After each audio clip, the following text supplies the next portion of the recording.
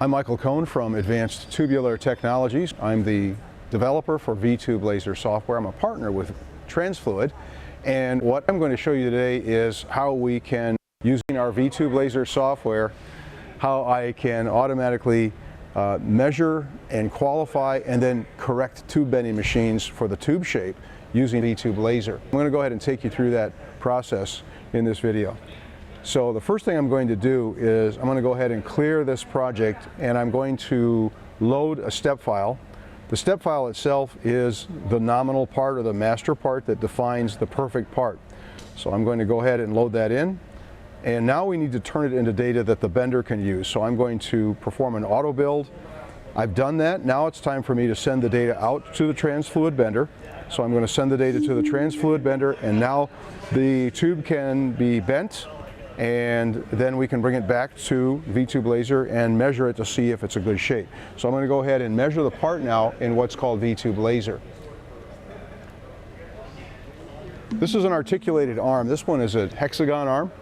It has a laser scanner on the end, and VTube can run with a variety of arms and or measuring solutions, but this particular one is a very popular model that's being used. This is a 2.5 meter arm, which means it is a total volume of 2.5 meters. You get longer arms than this, but this arm is a very popular arm. It's got a laser scanner that kind of, when we spray with this or pull this trigger, it feels like we're spray painting. So I'm spray painting and I'm collecting data on each cylinder, on each straight.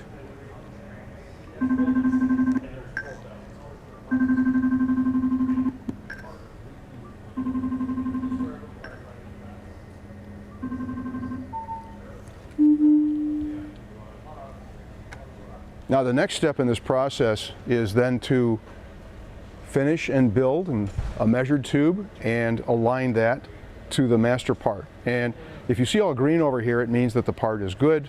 It's inside the tolerance envelope allowed for like a GD&T profile. You can see here I've got my tangent 1, midpoint, tangent 2 deviation for every straight set to 125 thou of an inch, or if you want to go to millimeters, 3.2 millimeters.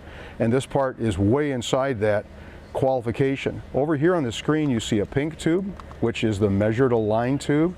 You see the white tube, which is the nominal tube, the perfect tube, and you can see that this part perfectly aligns. Now, if this part didn't align, we would see red over here, and we would go into what's called bender setup, and we would connect to the Transfluid bender in order to make a correction like this.